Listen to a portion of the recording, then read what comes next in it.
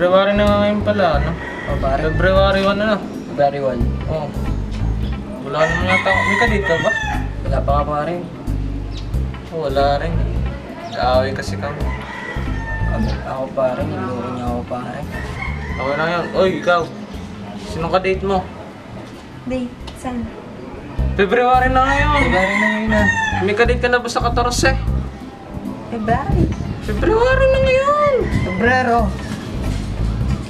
Di ba? March yun. March ngayon. Hindi ha. Peter Mote. March ngayon. February. February ba? So, Tinatanong kita kung sinong ka-date mo. Ginate ka na ka.